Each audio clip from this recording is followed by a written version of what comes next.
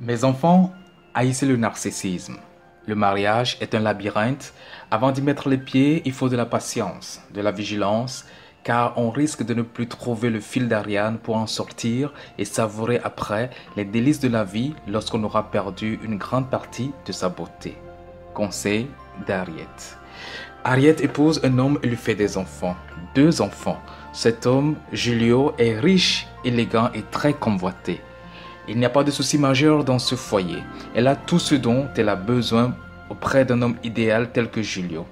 Toutefois, il y a un vide dans le passé de Julio, un vide dans son origine. Harriet ne connaît pas ses beaux-parents. Elle n'a jamais rencontré les parents de son séduisant époux. Julio n'en parle presque pas. À la demande insistante d'Harriet, Julio se décide enfin. Ils prennent la route. Destination, Tinato, le village de ses parents. Après la traversée du cimetière, à l'entrée de Tinato, Julio sortit du véhicule en panne pour aller quérir un mécano et ne reviendra plus. Harriet parvint à retrouver la maison des parents de Julio et c'est là qu'elle découvre qu'elle a épousé un fantôme. Oui, un revenant. Coup de théâtre. Non, ce n'est pas un conte, c'est une nouvelle. Content de vous revoir sur ma chaîne, salut. Coup de théâtre est le recueil de nouvelles que nous allons découvrir dans cette vidéo. Générique.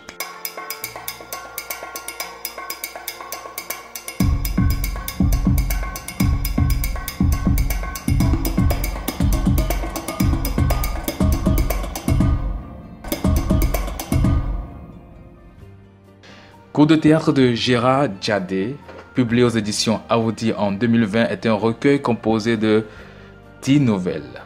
Gérard Djadé est un écrivain togolais diplômé en lettres modernes à l'université de Lomé.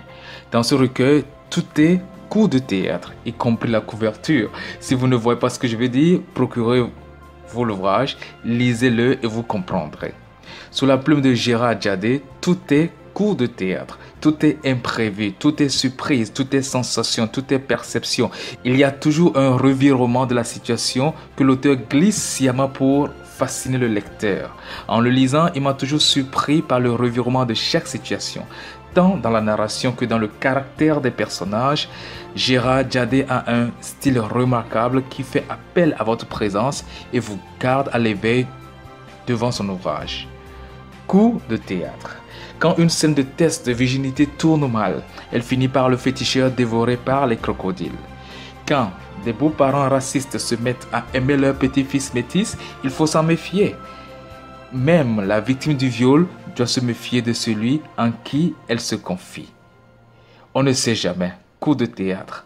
Quand une femme fidèle et honnête divorce d'un homme coureur de jupons et découvre après remariage que son second mari est impuissant, que fait-elle? Elle voulait la fidélité.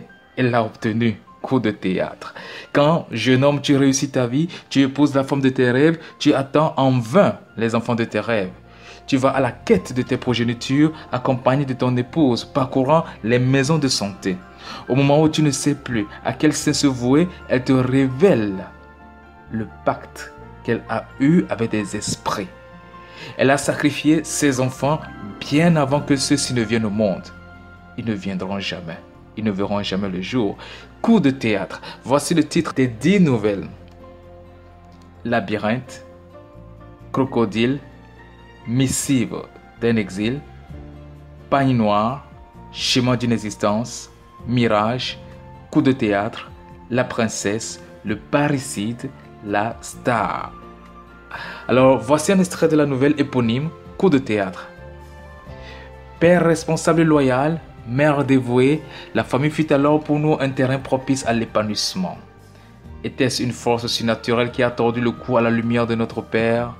Ou bien cette boulimie sexuelle qu'ont tous les hommes de répudier leur fille d'Ève après l'avoir usée des années dans des alcôves? Ou encore après l'avoir transformée en lait de rond après de longues années d'une vie de pondeuse? Toujours est-il qu'après un moment, notre géniteur devint méconnaissable.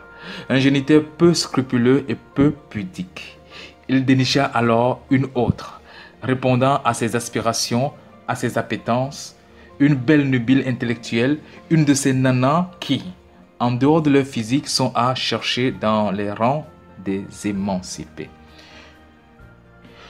Comment le narrateur a-t-il vécu ce choc? Comment a-t-il réussi à garder le cap et ne pas répéter les actes de son père? Quelle a été la réponse de la vie? Mieux, la surprise de la vie, le coup de théâtre de la vie face à sa bonne résolution. Que conclure? La princesse. Dans la nouvelle intitulée La princesse se suicide parce que le roi a refusé son amour avec un valet. Quand on est du sang noble, il est une règle tacite qui dicte nos liaisons et refuse certains choix. Ce récit est imbriqué de flashbacks qui vous feront tourner les méninges. Revenons au recueil. Inspiré de la vie quotidienne, Coup de théâtre est rempli de surprises agréables et désagréables, du monde mystérieux et de la tradition, du mirage, de la débauche et de l'illusion de l'Eldorado qu'est l'Occident. Le recueil est rédigé dans un style courant rempli de métaphores et d'ironie qui vous demandera de le lire entre les lignes. C'est également un canal par lequel l'auteur nous invite à réfléchir et à tirer des leçons à travers les choix de vie de ses personnages.